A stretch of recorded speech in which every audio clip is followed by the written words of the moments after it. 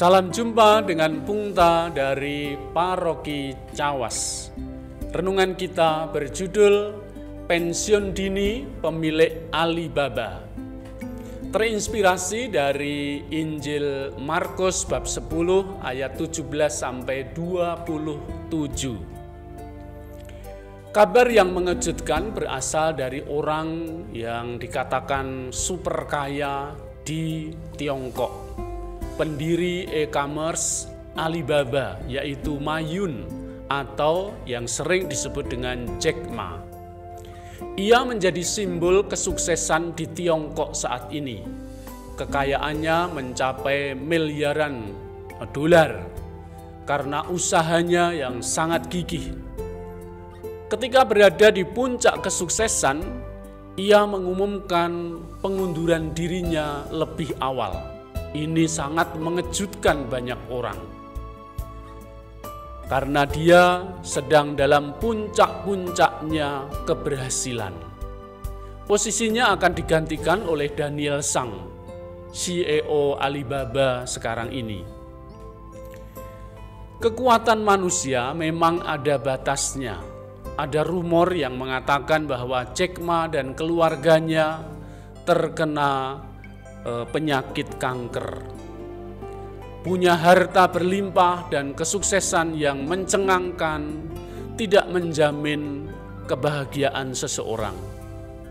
Ia mengalami shock yang sangat berat ketika ia kehilangan putranya yang berumur 22 tahun karena kanker otak.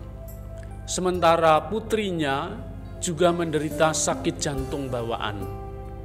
Dan istri yang sangat dicintai, Cathy Zhang, juga menderita kanker payudara.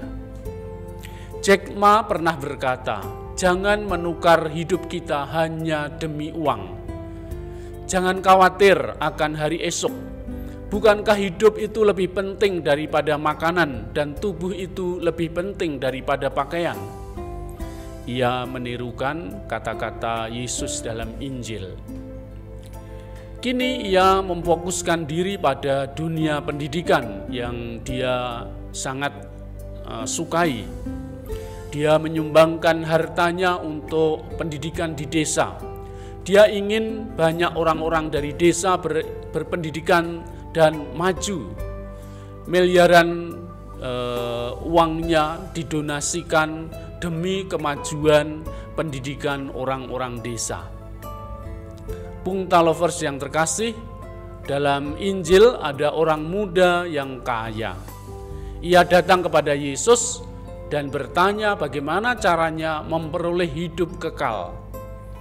Yesus menyarankan agar ia mematuhi, menjalankan perintah Allah dalam kitab Taurat Musa. Orang muda itu lalu menjawab, "Guru, semuanya itu sudah kuturuti sejak masa mudaku." Wow, luar biasa. Orang muda ini adalah orang kaya tetapi sekaligus juga saleh.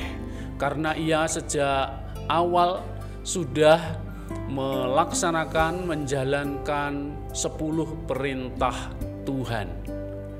Dia kiranya sebagai orang yang saleh, orang kaya, orang terhormat, ini menjadi dambaan para ibu yang mencari menantu bagi anak gadisnya. Pungta lovers yang terkasih, Yesus kemudian menunjukkan satu jalan. Hanya satu lagi kekuranganmu, pergilah, jualah apa yang kau miliki dan berikanlah itu kepada orang-orang miskin. Maka engkau akan memperoleh harta di surga. Kemudian datanglah kemari dan ikutlah aku. Orang muda itu kecewa, lalu pergi dengan muka sedih, sebab banyak hartanya. Kekayaan sebetulnya ya netral-netral saja. Kekayaan tidak negatif, tidak positif.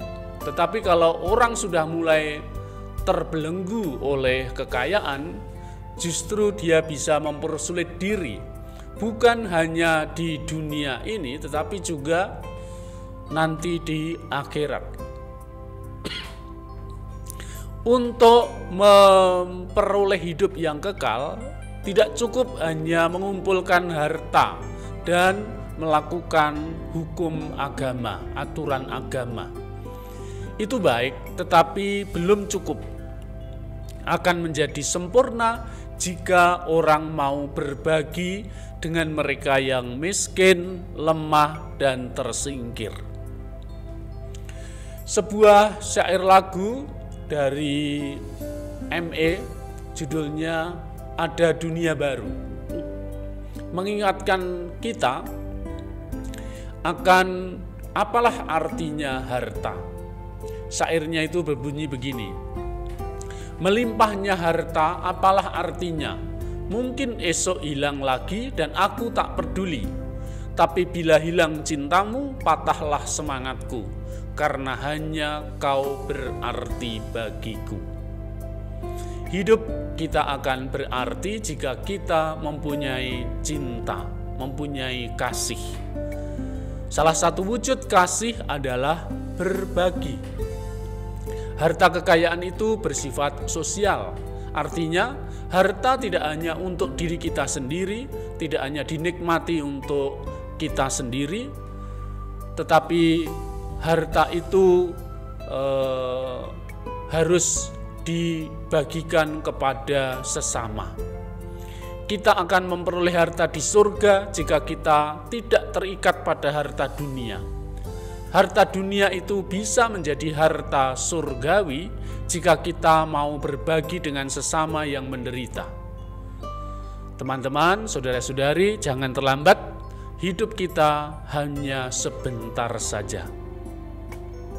Maka mari kita berbagi, kita mau memberi kepedulian, perhatian kepada mereka yang membutuhkan. Paus berdoa untuk seluruh rakyat Ukraina agar sadarlah Pak Putin yang berasal dari Rusia. Terima kasih atas doa dan perhatian Anda di hari yang indah dan bahagia buat saya. Sampai jumpa, salam sehat, jangan lupa selalu bersyukur, Tuhan memberkati. Amin.